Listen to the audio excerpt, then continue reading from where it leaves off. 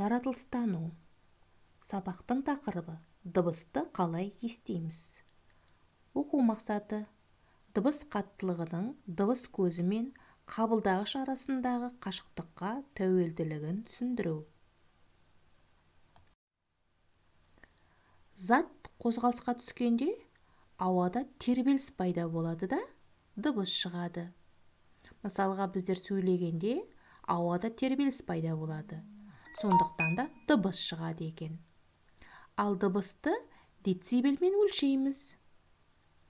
Біз математикадан білеміз ұзындықты сантиметрмен, массаны килограмм, грамм деген өлшемдермен, уақытты сағат, минутпен өлшейміз. Ал дыбысты децибел деген өлшем бірлікпен өлшейміз. Дыбыс қайда таралады? Дыбыс ауада таралады, суда таралады, қатты затта таралады. Соның ішінде суда дыбыс өте жылдам тарайды. Ал ғарышта дыбыс таралмайды. Ғарыш дегеніміз ол кеңістік. Онда ауа, су сияқты орта жоқ. Сондықтан да ғарыш ешқандай дыбысты таратпайды. Оқулығыңдағы 60-шы бетке қара. Онда бірнеше суреттер берілген. Нысандар бар. Жапырақ, шаңсорғыш, метро пойызы, топ адамдар, және баланың суреті бар, және ұшақтың суреті бар. Осы суреттерге қарай отырып, қай нысанның қанша децибел көлемінде дыбыс шығаратынын аңғарайық. Шаңсорғыш шуылы 70 децибелге тең екен. Ал айқай 75 децибелге тең. Ұшақ гүрілі 120 децибелге тең.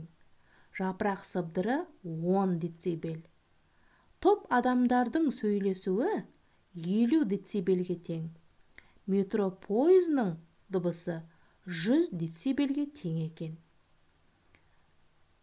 Есіңе түсірші, адам үшін, адамның құлағы үшін қалыпты дыбыс деңгейі неше децибел еді? Иә, 25-30 децибелдің, әрі кетсе 35 децибелдің арасы. Сонда мына көрсетілген суреттегі нысандардың қайсысы адам құлағына қалыпты деңгейде естіледі екен? Қарап көр.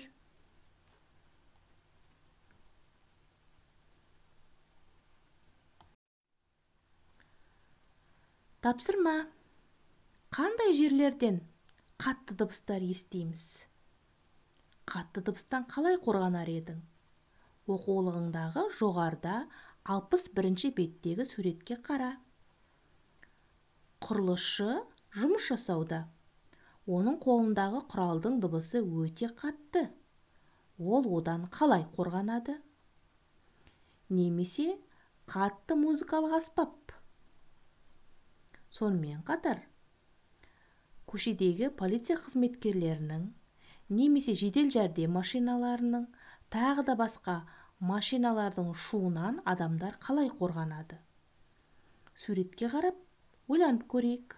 Иә, құрылысшы қолындағы құралдың қатты дыбысынан құлақ қапты қолдану арқылы қорғанады.